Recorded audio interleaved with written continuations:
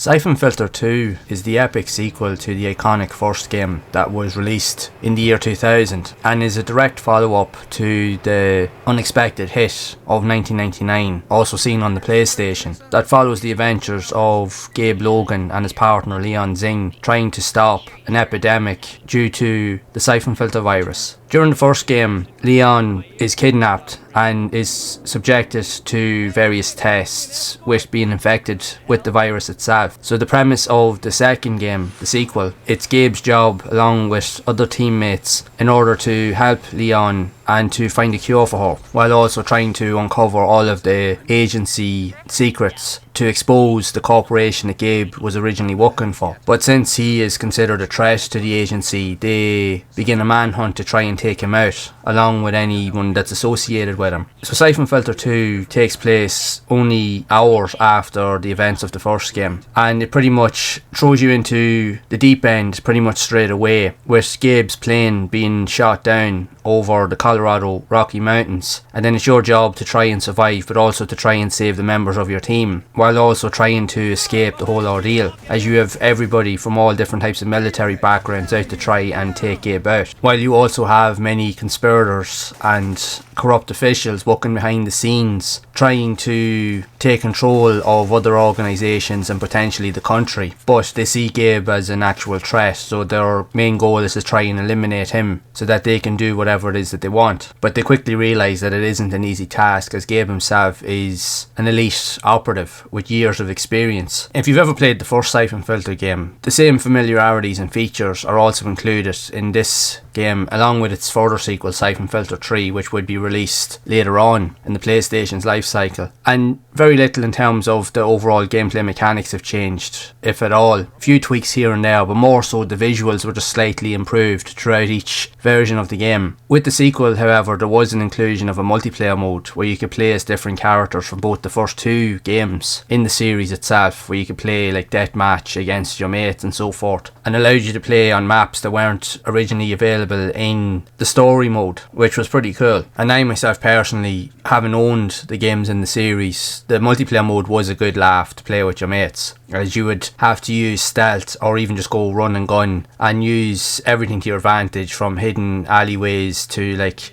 hidden areas that you wouldn't think were there, and you could use them to your advantage to stalk out and take out your opponents, which was pretty cool in its own way. So when we look at the story of the second game compared to the original game in the series, it's more direct and it's more action focused compared to that of the original game, while you still have to use stealth elements obviously to complete certain objectives, but you have more of a direct approach with regards to how you decide to play. So you can afford to use stealth, or you can just literally just go in, run and gun. Now you have to be quick, because there are many timed missions in this game where you do have to disable likes of bombs before the timer goes off and the like, so you have to be aware of how the level is designed. The one advantage that you do have is that you can load and save your game pretty much at any point at different intervals, so if you do get stuck you can replay the level from scratch and then you can start all over again until you get a familiarity with the level design and even the enemy layouts. But the one thing I will say, even from my own experience, even recently going back to playing this game, now in saying that, while playing on the original PlayStation it wasn't as forgiving because you had to deal with the clunkier controls and the like, whereas now you do have modern controls. You've been able to use the analog controls on the PS5 controller, and you also have the rewind function, which means you could replay certain sections if you make a mistake, and you will make a lot of them in this game, plus you will die a lot in this game, just like the first game. A lot of it is trial and error, especially in certain levels where you have really specific objectives to complete. Not everything is apparent the first time you play it, so it will take quite a few tries for you to really figure out how certain features work, where enemies are situated, because chances are enemies will literally wipe you out almost instantly if you're not too careful. With that being said, the game itself did receive generally very positive reviews across the board, like that with the first game, as it expanded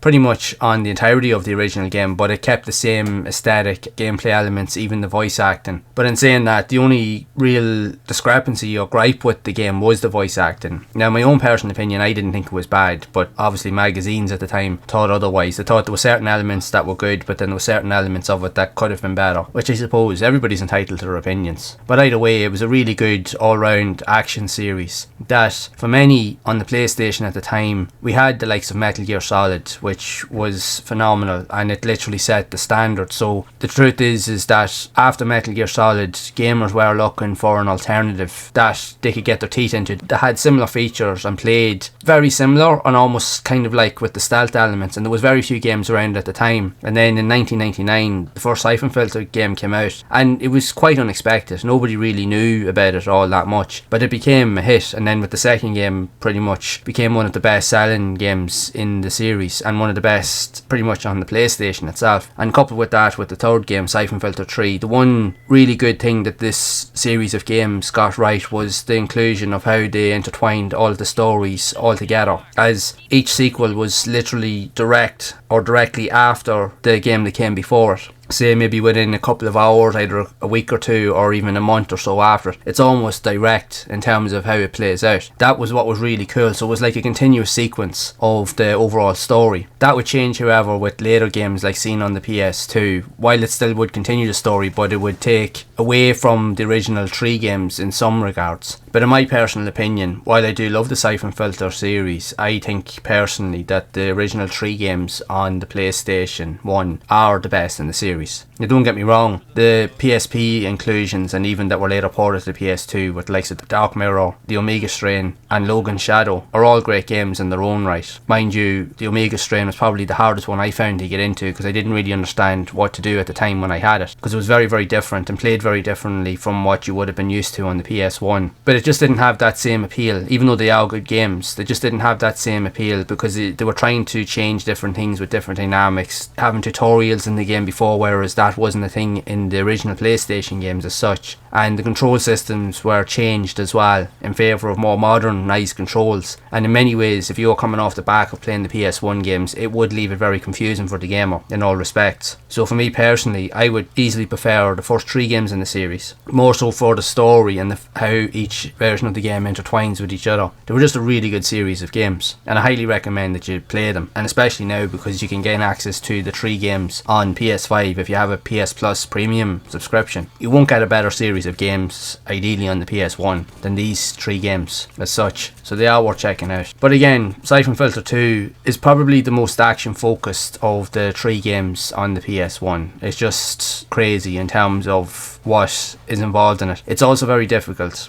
Don't be fooled for a second, these games are tough. They will, like I said, take a lot of trial and error in order to figure various elements out, but once you do figure them out, you'll find yourself getting addicted to it. You'll always want to keep playing it to try and get further. You'll always be reluctant to give up on it. That's the one thing I found from my own experience with these games. You always would keep playing, trying to get further into the story, trying to figure out what was happening next, but just to overcome those challenges, because the game does present a lot of them. But it's a fantastic game, and it's a fantastic series overall, and like I said, I would definitely recommend that you play any of the games in the series. Ideally start off with the first game and work your way through the 3 games, and now that they're on the PS Plus Premium, there's no excuse. But whatever you think of the series, I would love to know your thoughts on Syphon Filter 2, more specifically to see what you think of it yourself, and what are your overall thoughts. Is it a series that you genuinely loved on the PlayStation back in the day, and would you go back to play it again? So be sure to share it down in the comments below. And if you would like to know more about the Syphon Filter series, you can also check out the video here on screen where we look at the 3rd game in the series that continues on the story of the franchise. And as always, keep those gaming memories alive.